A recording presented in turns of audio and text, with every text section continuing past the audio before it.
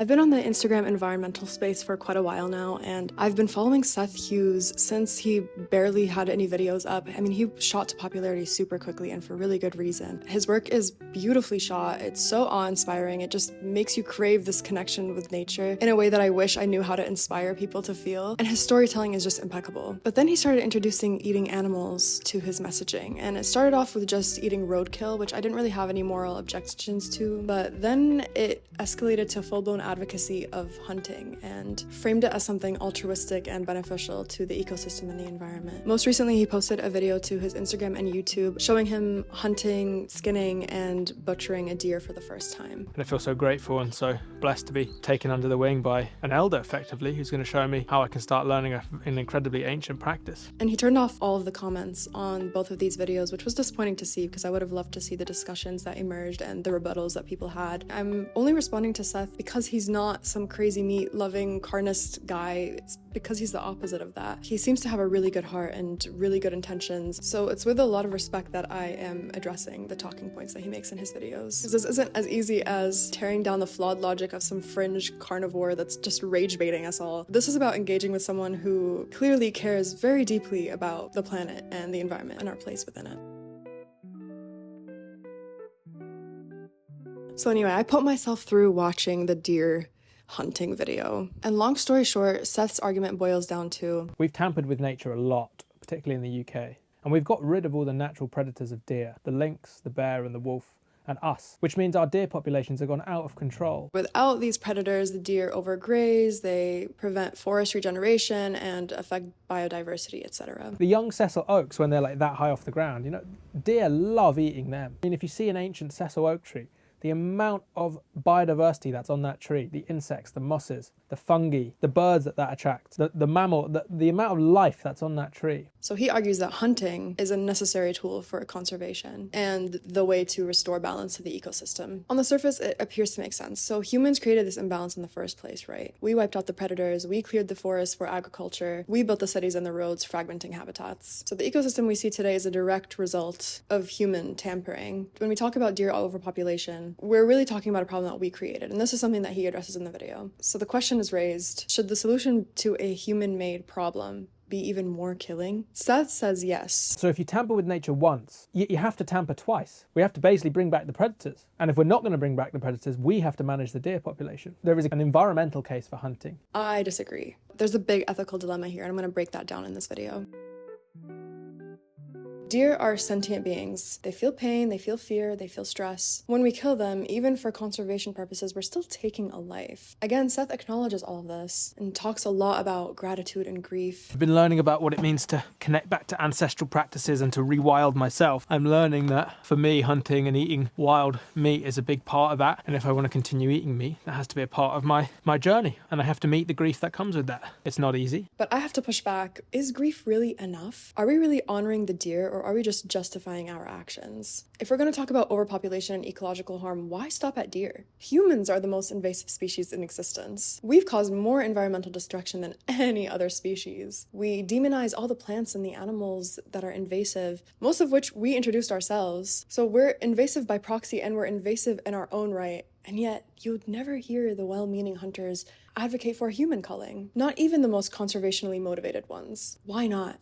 Well, it's because the moral calculus changes when we're involved. And that's a big problem with this argument. It's speciesism at the heart of it. It's selective. It applies to deer, but not other super invasive species. So if we follow this logic, do we kill humans? If he was morally consistent, he'd say yes, we would celebrate murderers. We would Luigify all of them, because one less human is thousands fewer murdered animals and plants. But of course no one's saying that. And if that seems a little extreme comparing animals to humans, because you're not in this anti-speciesist mindset yet, I'll give you another example. Stray cats. In many countries, stray cats wreak absolute havoc upon the environment. They prey on native wildlife, they're run absolutely rampant, are super overpopulated, spread disease, and more. And as gross as it sounds, Cats are just as edible as deer, yet the solution to hunt them is never seriously suggested, because the outrage would be immediate. We love cats, we see them as companions, not pests. This is what we mean when we say speciesism. It's when we assign different moral value and weight to different species for no good reason. He describes picturing the deer's life before he took it, like imagining its experiences, its freedom, it running around the forest, and the importance of feeling that grief, the weight of the responsibility. This time yesterday,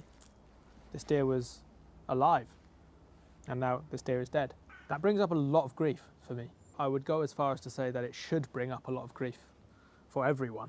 This isn't a process that becomes devoid of grief the more you do it. They say when a hunter no longer feels grief, they shouldn't hunt. Grief comes as the ancient trio, taking a life, gratitude, and grief.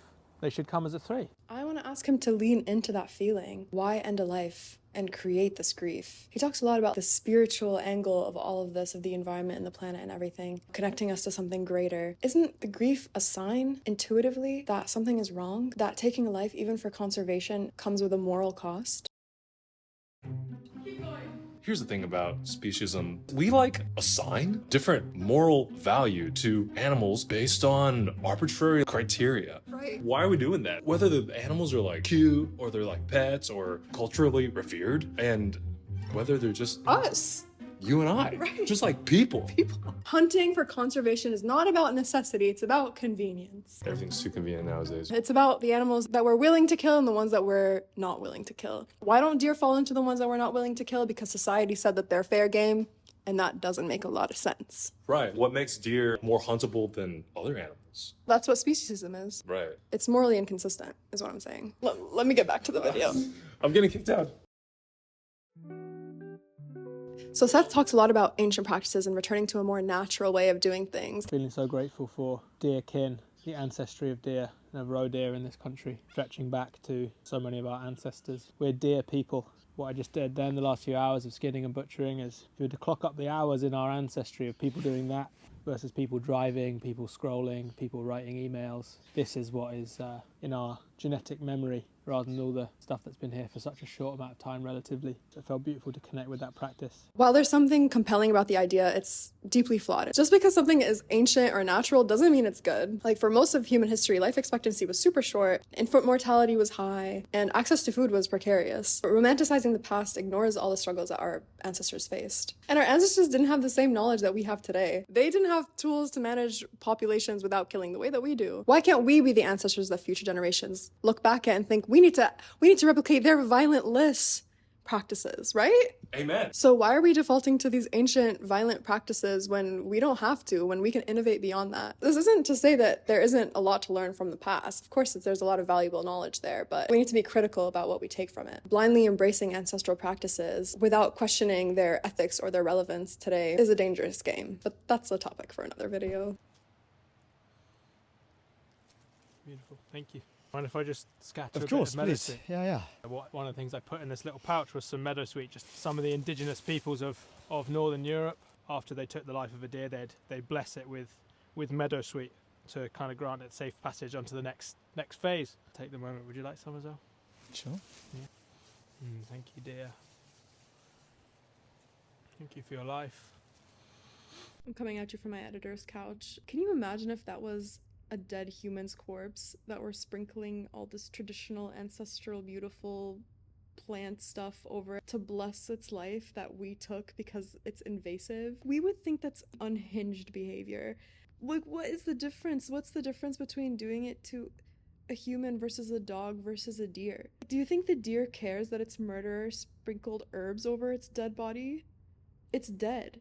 If someone shot you in the back of your head and then sprinkled saffron over you, do you think your spirit would be like, thank you, I get it now? Take my body, like, eat it? You didn't have to, but yeah, I guess. I didn't get it before, but now that I smell like mom's cooking. Trust me, I get it. I love traditional ancestral practices and learning all about them and tapping back into that, but in this case, it just seems like a silly way of trying to make ourselves feel better for doing something that we really didn't have to do. This is also what I mean when I say we need to be a lot more critical about what we take from our ancestors, because surely they did this with humans too. Child sacrifices, human sacrifices, and those corpses, let me tell you, were treated like royalty, wrapped head to toe in their finest cloths, gold, sprinkled with, I'm sure, every herb that existed: tarragon, saffron, mint. There are also beautiful ancient practices that had some spiritual significance, and we look at that like it's crazy. It's not so far off. It's not so far off. Through the spring months, our ancestors may have been completely vegan, but in the depth of winter, January, February, what you'd call the hunger gap, one of the only things to eat is deer. You might be completely carnivore January, February, but come spring, you might be completely vegan. And then there's times of the year where you're eating a lot more root vegetables. There's times of the year where you're eating fish, and then there's times of the year where you're eating crustaceans and seafood and various things. Yeah, and the difference is they had to. Our ancestors had no other choice. They had to do that. We don't have to do that. We have grocery stores. You know what's less cruel than killing a deer? It's just eating some plants. Of course, there's death involved. Of course, like some small animals like rodents die when the farmers are harvesting plants, but even if you include all of that into the equation, as well as the fossil fuels from travel, it's still less suffering, far less suffering than whatever goes into animal agriculture, which is how the vast majority of people have to get their meat. There is no other way. So this is just a flawed argument. So now let's talk about veganism. Seth frames it as this emotional movement, an attempt to hide from death, darkness, and the wild. Veganism and the animal agriculture industry, factory farming industry, actually share a common value, an attempt to hide from death generally, the death principle. This culture is obsessed with the light, the masculine, the domestic, the summer, the life, terrified of the dark, the death, the winter, the wild, the feminine. These are poles. A healthy human culture is one who knows how to balance the poles, not obsesses over either one. Veganism is an attempt to hide from that dark principle and never face it. That's a mischaracterization. Veganism has nothing to do with emotion. It's a purely logical, moral standpoint and movement. It's not about hiding from anything. It's simply rooted in the belief that animals have a right to live free from human exploitation. It's not about purity or perfection, as he claims. Veganism, I think, similarly, for a lot of people, it's about purity, about never contributing to the suffering. It's just about reducing harm as much as possible. It's a boycott of industries that benefit from animal suffering, and a rejection of the idea that animals are here for our use, whether that's for food, clothing, entertainment, etc. Seth's poetic language, like masculine, wild, death, it might sound profound, but it doesn't change the fact that veganism is based in moral reasoning, not fear. We don't have a right to take a life just because we can. There's not a meal on earth, there's not a diet on earth that is without suffering. But there's this purity that comes with veganism, or puritanical vibe, like they've stepped away from any kind of suffering, which to me just isn't true. No vegan believes that veganism is devoid of suffering, but they understand, rightfully so, that it requires far less of it than any other diet. The statistics are there and they're undeniable. What I'd regard as fad or extreme diets, keto, veganism, carnivorism. It's not a diet. Let's stop calling it that. Seth says that he's not concerned about whether or not to eat meat, but about what's best for the ecosystem. He says that we shouldn't live in binaries, like this is good and this is bad. What is the land beneath my feet saying? What is in abundance? What is best serving to the overall health of the ecosystem? How can I embrace more nuance to not live in binaries of like, that thing's good, that thing's bad? Because as long as we live in these binaries, we end up just fighting with each other. But I argue there are some cases where it's essential to have that binary. We would never say that rape, racism, sexism doesn't have the binary. If someone gets raped, that's bad. If someone doesn't get raped, that's good. Some actions are just inherently immoral, and it's okay to call them what they are. It's wrong. And the unnecessary killing of a creature that wants to live definitely falls within that. Seth also talks about natural things being good for the planet, but there's no way for hunting and foraging exclusively to sustainably feed the world's population. Factory farms exist for a reason. It's not just because we decided we want to be evil and pack all these animals in a tiny space and torture them and murder them. It's because that's what is necessary to feed the population that we have today, animals. And while that's horrific, it's a symptom of a much larger problem: overpopulation and overconsumption. To live solely on wild food is impossible with the population that we have. If everyone tried to follow in Seth's footsteps, the planet would be destroyed. The system is the way that it is for a reason. And while Seth acknowledges that his position is privileged, I'm aware of the privilege of being able to go and hunt a deer. Not everyone can go and do that, and this video is absolutely not saying why everyone should go and hunt a deer themselves. Most people don't have access to the type of land where you could go and hunt a deer. That's a huge privilege. Most people don't have access to things like guns and stuff like that to be able to hunt a deer. It's not a one-size-fits-all model. That being said, even if you're not going and hunting a deer, you can buy deer off hunters. So if you buy the whole animal and butcher it yourself, you save huge amounts of money. It's one of the most cost-effective things you can buy, is buying a whole deer. You might not have the connections to know someone who hunts deer, particularly if you live in urban areas. There are places where you can buy on the internet, you can buy wild deer. It's worth asking, what's the point of romanticizing a practice that would be destructive and immoral if scaled up? Seth says he's not suggesting that everyone hunt deer, and admits that he doesn't know how to address the problem of feeding the world. I'm not trying to solve this problem in this video. How we feed the global population is a huge problem, one I'm not qualified to answer. But that's because if you approach it with the assumption that eating meat is necessary, there is no solution. You will always be left with a gap. The real solution is to just stop eating animals entirely. We need to grow plants and eat them directly instead of growing plants to feed animals to feed us. And hopefully one day lab-grown meat will be available, and that'll be the only ethical meat that can exist. And that's because no murder is required. This isn't about living in binaries. It's about recognizing that some actions, like killing animals for food when we don't need to, are inherently harmful, and acknowledging that the system that we have now exists because of the scale of human demand. If we want to create a better future, we need to address that demand, not romanticize practices that are unethical and impossible to scale up.